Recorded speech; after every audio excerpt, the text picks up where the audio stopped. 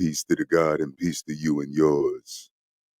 You are now tuned into the Mirror Effect podcast with your host, TriGGaTheGod. This is episode 11, Pangian Memory, the hidden origin of man, pagan codes, and the Atlantean echo. Welcome to the Mirror Effect podcast. Peace to the God, peace to you and yours. Wherever you are in the world, high vibrations. Let's begin. We were one. We were one. One tribe, one land, one vibration. Or were we many tribes, bound by the frequency of the earth's breath, scattered yet synchronized by the pulse of Pangaea's heart? Before flags, before borders, before language, split tongues into dialects, there was a sound, there was a center, there was a source. What if the human story didn't begin in Africa, but in the belly of the Americas? What if corn, the cosmic grain, wasn't just food, but the code of consciousness? What if humans wasn't discovered, but exported? Tonight we explore what they told us was myth, legend, fiction, and we peel back the veils to reclaim memory. Pagan, Pangian, Atlantean. This one's gonna shake the soil. Let's dive deeper into the origins of the human. Not the academic narrative, not the Doranian tale, but the spiritual truth, the ancestral pulse. You see, there's a story we've been told that humans evolved from apes, that Lucy in Ethiopia is the mother of us all. But what if that's just a chapter, not the beginning? Let me repeat that. You see, there is a story that we have all been told, that humans evolved from apes, that Lucy in Ethiopia is the mother of us all. But what if that's just a chapter and not the beginning? What if the true origin of humanity, the quintessential birthing ground, was in the Americas? Let me repeat that. What if the true origin of humanity, the quintessential birthing ground, was in the Americas? The quintessential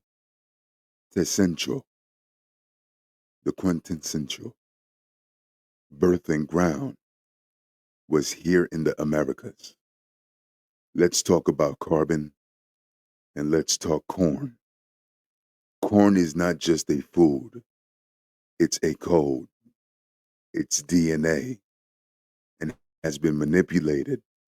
Yes, but its origin and its original vibration was cosmic. Our ancestors honored it not just for sustenance, but as a symbol of cosmic alignment. Let me repeat that.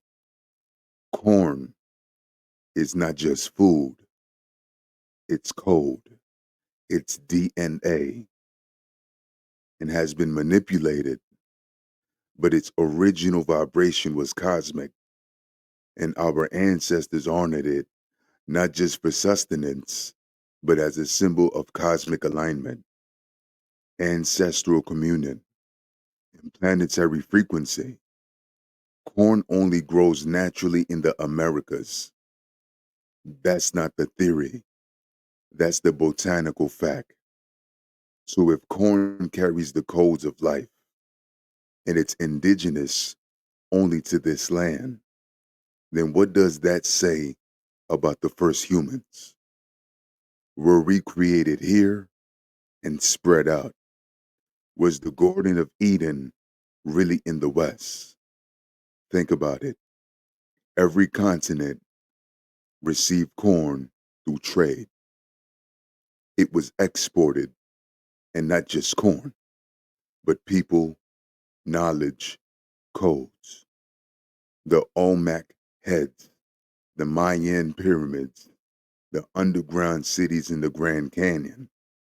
We've been here before they drew lines, before they erased memory.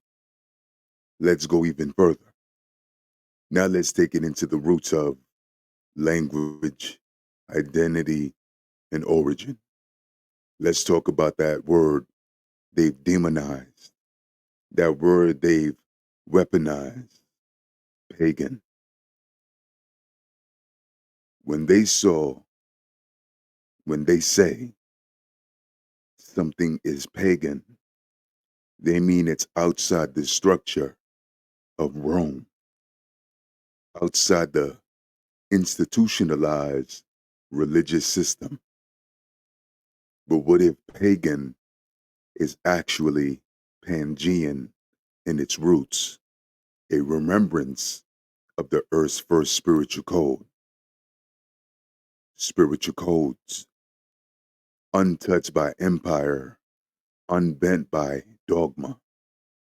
See, the Latin word paganus just meant country dweller, someone who lived close to the land, but go deeper, metaphysically, spiritually, and you'll find that the so-called pagan peoples were actually the keepers of the original memory. They were those who still honored the sun, the moon, the stars, and the sacred feminine womb that gave birth to it all. So when they call our ways pagan, they're really saying it's pre-civilization, pre-Roman, pre-conquest. But what if it's Atlantean? What if what they call pagan is actually the last echo of the Atlantean priesthoods, the medicine tribes, the solar magi, the initiates who remembered before the fall?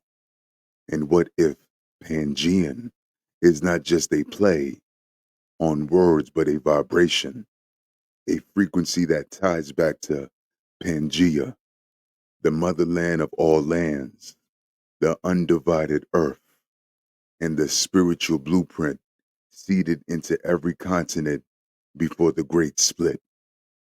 We're not just talking linguistics here. We're talking about a coded erasure.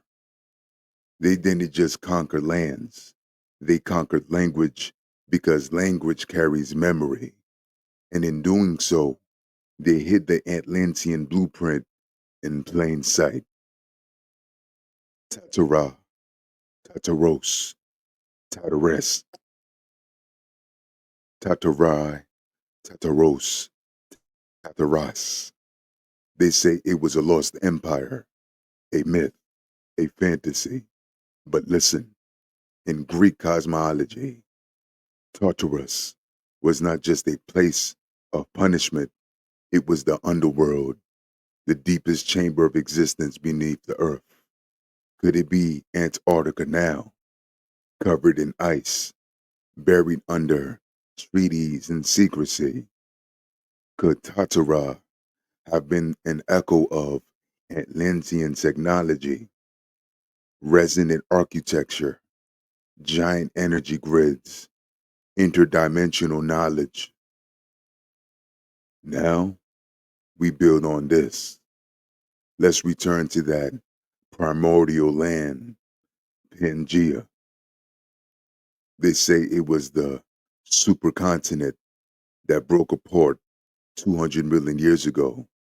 But we ain't talking geologic time. We talking spiritual memory. What if the idea of Pangaea is a cosmic metaphor? A time when all people were one tribe, one song, one knowing, before separation, before ego, before empire. This idea ain't just about tectonic plates. It's about the conscious field of unity. Pangaea wasn't just a landmass.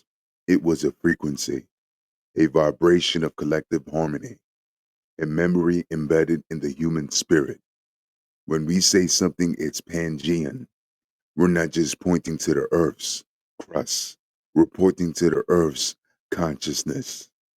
So when they call it pagan, they may be unconsciously calling it Pangean, ancient, unified, non-dual, non-dull, not divided by not divided by religion, not bound by doctrine, but connected by the elements: sun, earth, water, ether, ancestor. Pangean memory is rising, it's returning, and the Atlantean echo is our reminder. It's in the way the earth is shifting now. It's in the global awakening. It's in the rise of ancestral voices calling us back to the source. And now, when we ask the question, are we ready to remember not just who we are, but who we were before the world told us who to be? Let this episode be a portal, a reflection, a remembering, because what we call mythology is often ancestral memory. What we call superstition is often suppressed science. Let me repeat that. What we call mythology is often ancestral memory. What we call superstition is often suppressed science. And what we call pagan might just be Pangean, wisdom encoded in the bones of the earth. Let it echo, let it rise, let it awaken the one tribe that sleeps within all tribes. We are the keepers of the memory, the return of source, the vibrations of the undivided earth. We are the original people, children of the sun. And that's very imperative to understand.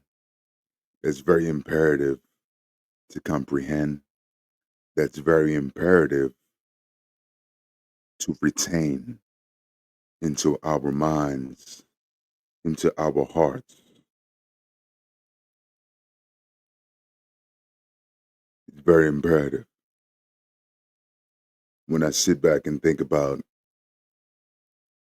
all of the lies that we've been told throughout the 500 years and more,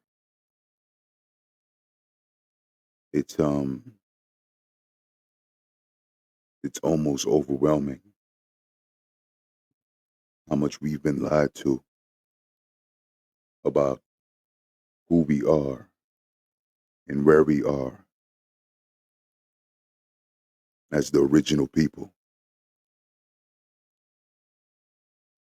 Because if Pangean memory is the blueprint, then the Atlantean echo is the alarm. Let me repeat that.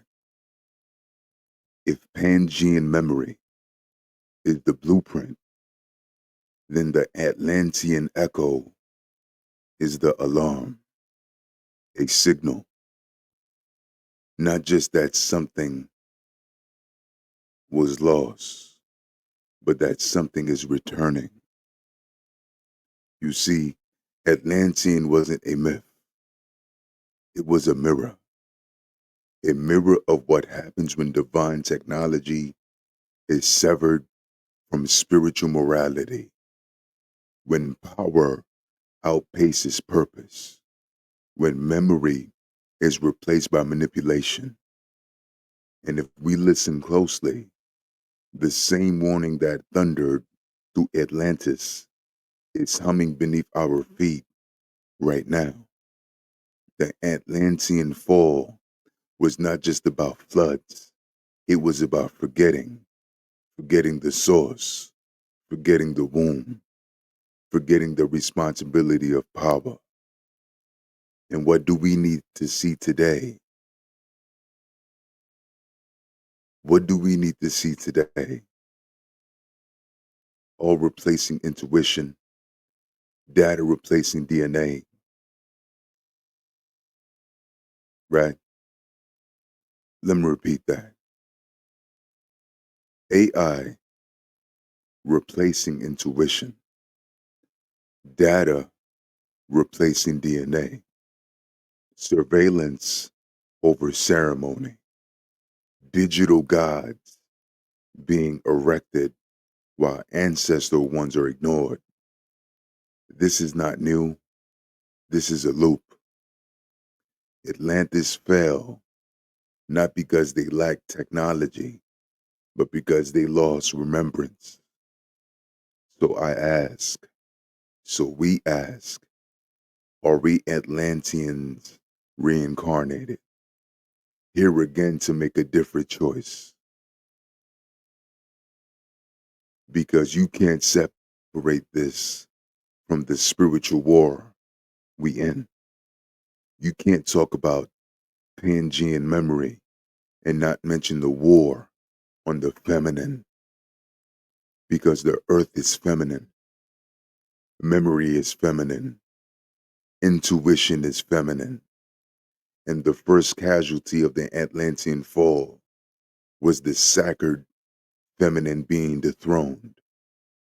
Big Mama, priestess silenced, oracles haunted, matriarchs erased.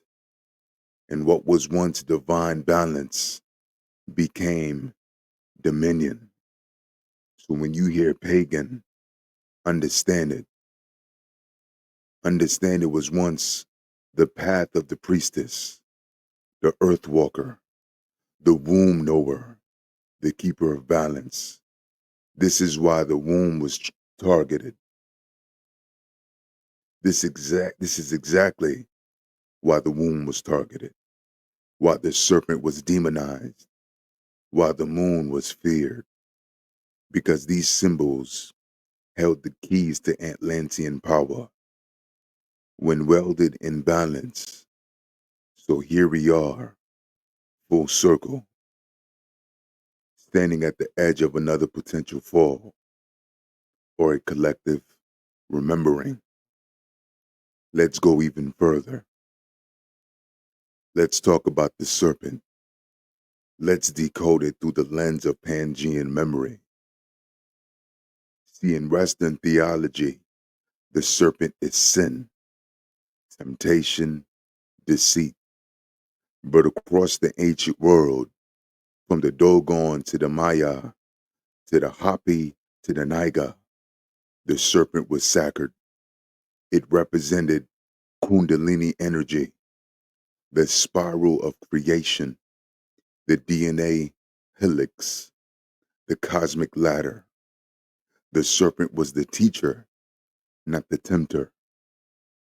So when Eve spoke to the serpent, maybe she wasn't being seduced. Maybe she was being initiated. Maybe the forbidden fruit wasn't sin, but knowledge, the remembrance of source. And maybe the fall wasn't from grace, but into amnesia. And that's what this episode is about. Remembering what we were told to forget. Remembering the codes in the corn, the serpent in the spine, the song of the soil, the silence beneath the ruins. Because the Atlantean echo is not just a whisper, it's a wave. It's in the quakes, it's in the floods, it's in the solar flares and shifting poles. The earth is remembering, and she's calling her children home. So now I ask you, who were you before you had a name? What language did your bones speak before your mouth learned English? What altar did your soul bow to before doctrine was written? Because Pangian memory ain't just nostalgia, it's destiny. And if we don't reclaim it, we repeat the fall. This ain't about going back in time. It's about pulling forward a frequency that never left, a vibration that still lives in the narrow marrow of melanated, a vibration that still lives in the marrow of the melanated, in the chants of the Andes, in the guilts of the Grand Canyon, in the dreams of the diaspora, in the dreams of the diaspora. We were never lost. We were hidden, buried beneath layers of conquest, confusion, and colonial code. But memory is magnetic, and when the earth shifts, memory rises. So let's close this cycle the way it began. We are one tribe, scattered but synchronized, fractured but never broken, forgotten but awakening. This is more than a podcast. This is remembering, a resurrection, a ritual of truth. And if you feel it in your bones, then you already know. The Atlantean priest lives in you. The Pangian child is you. The echo you're hearing is your own soul calling. Answer it before the waters rise again, before the towers fall again, before the books burn again. Remember, remember. It's imperative that we remember who we are because we've had many different phases of this spiritual experience in many different levels, in many different ways. And that's not for no reason. Everything happens for a reason. Everything happens for a reason. And I heard there's a quote: when the student is ready, the teacher will appear. I agree. When the student is ready, the teacher will appear. Because if we're going to reclaim memory, we got to confront distortion. And one of the biggest distortions was time itself. They told us in history,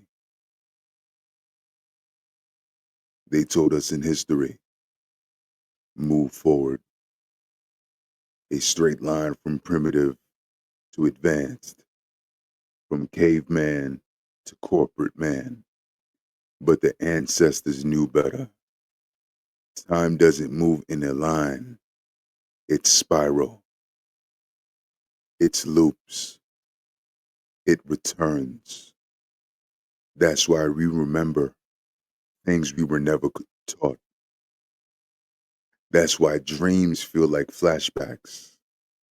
That's why certain places give you chills, like your spirit been here before. like your spirit been there before, because it has.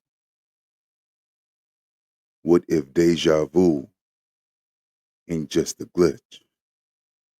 What if it's a flash from your Pangian memory bank? What if the dreams you thought you were fantasizing? What if the dreams you thought were fantasy were echoes of your past lives in Atlantis, Lemuria, or Kush? And this is why the erasure of history was spiritual warfare. And if you control history, you control identity. So they didn't just colonize the land, they colonized the timeline. They compressed it, erased vast ages of human advancement, shrunk the ancient past down to fit into textbooks that begin with Greece and Rome. But let me ask you this. How do you build pyramids that align with stars long before telescopes existed? How do you carve magnetic stones that modern tools still can't replicate? Let me repeat that. How do you build pyramids that align with stars long before telescopes existed? How do you carve magnetic stones that modern tools still can't replicate? How do you explain oral traditions passed down for over 50,000 years among Aboriginal elders without ever writing it down? Because memory don't need books. Memory lives in bones. Memory lives in breath. Memory lives in ritual. And when we stopped ritual, we stopped remembering. So now we're piecing it all back together, thread by thread, drum by drum, dream by dream, vision by vision. Let's go further. Because if we talk about Pangian memory, we gotta talk about soul migrations. You see, this human form is just a vehicle. The same way they say we're spiritual beings having a human experience. This human form is just a vehicle. We've been here before, just not always in the same body, the same tribe, the same geography. The soul travels. And many of you listening right now, you've lived through Atlantis. You've served in the temples of Kemet. You've walked the red clay of the Olmec lands. You've danced in the highlands of Takanako, Tahanako. For those that wonder what that word is, it's spelled Tiahuanaco.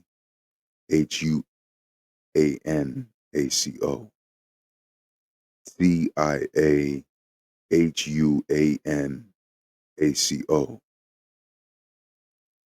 You've sung in the stars' language beneath the doggone sky. So when you hear this, it ain't new information. It's ancient activation. You're remembering, you're resonating, you're waking up.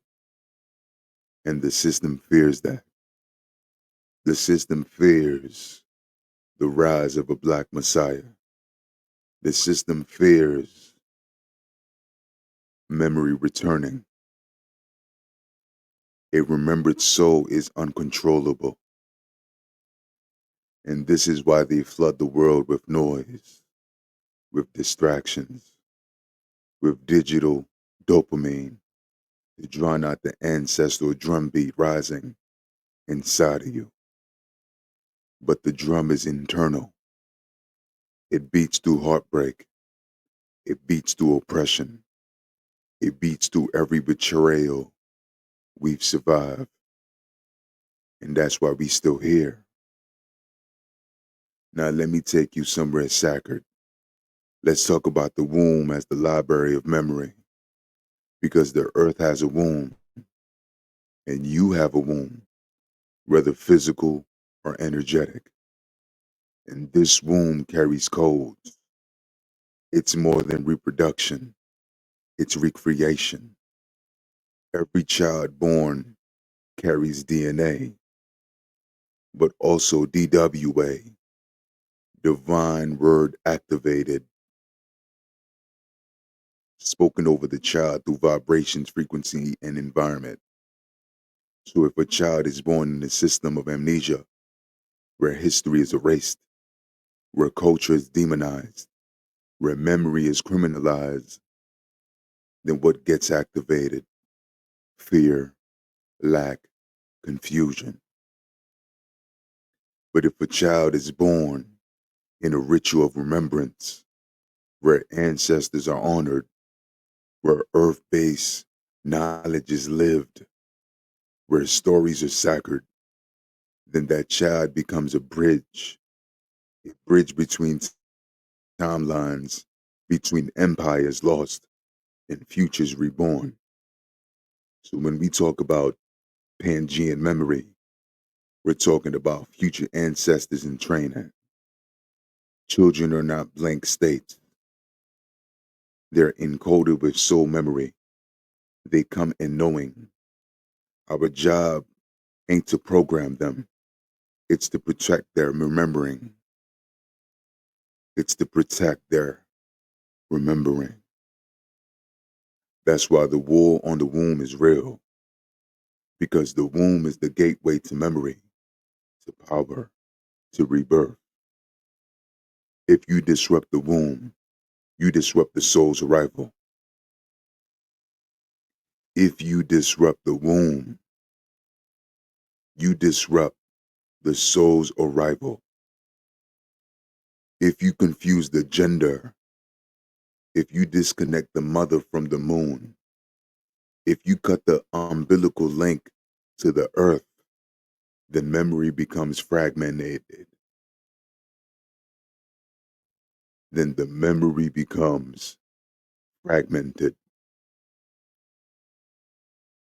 Let me repeat that. The womb is the gateway to memory, to power, to rebirth. If you disrupt the womb, you disrupt the soul's arrival. If you confuse the gender, if you disconnect the mother from the moon, if you cut the umbilical link to the earth, then memory becomes fragmented. And that's what this world has done.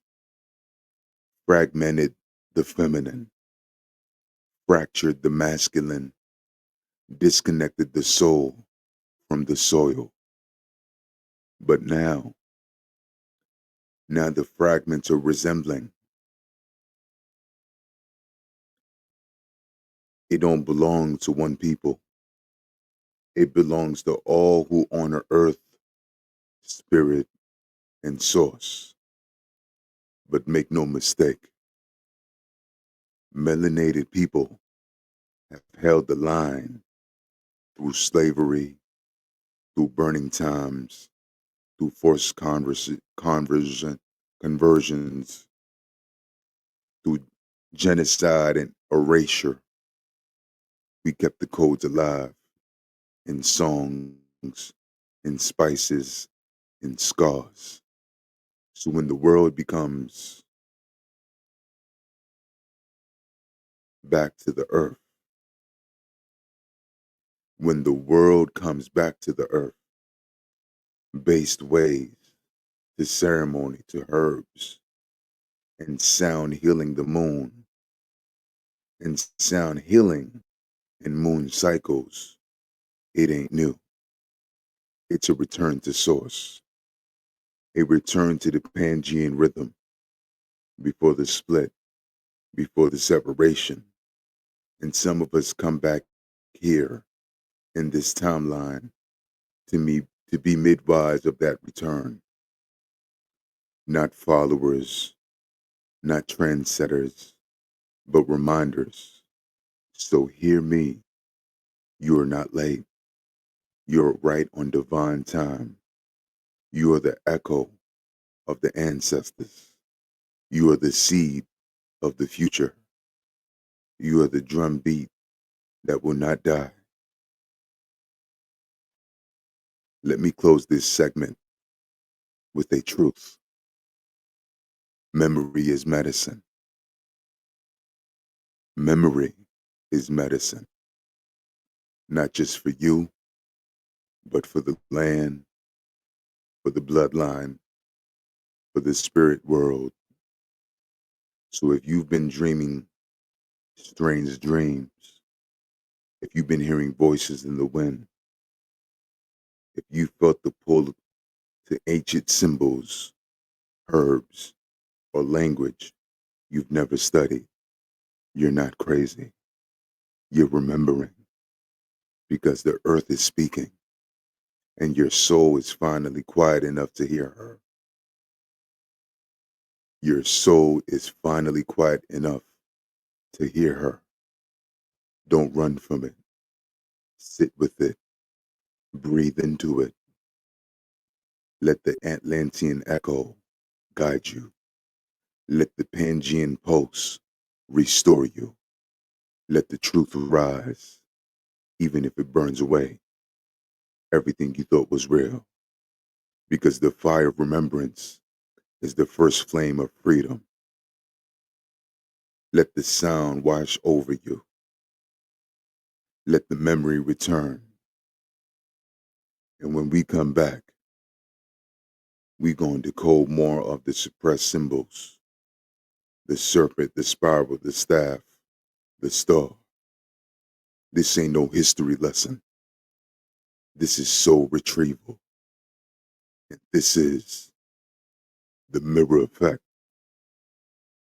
And you are waking up. This is episode 11, Pangian Memory, the hidden origin of man, pagan codes, and the Atlantean echo. Thank you for listening. Thank you for watching. Episode 12, coming soon. Peace to the God. Peace to you and yours. Love and light.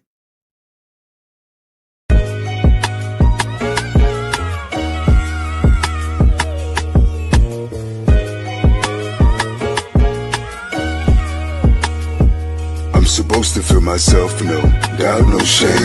Embracing my greatness, owning my name. They say stay humble, but I can't contain the fire that's inside of me. Drives me insane. I've been grinding for years, putting in the work. Now it's time to shine, live without a smirk.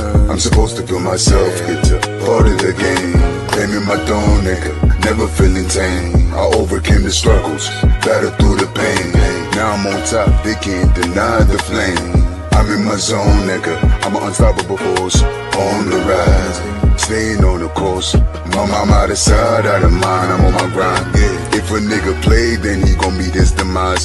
Staying out of sight, out of mind with my nine. I'm destined to shine, I'm the king of my own castle, the ruler of my own fate. I'm living the life I always dreamed of. It is never too late, no, no, no, it's never too late, no, no, nigga. Well, that's all your niggas get, nigga, it's a freestyle. Spring Valley, fuck.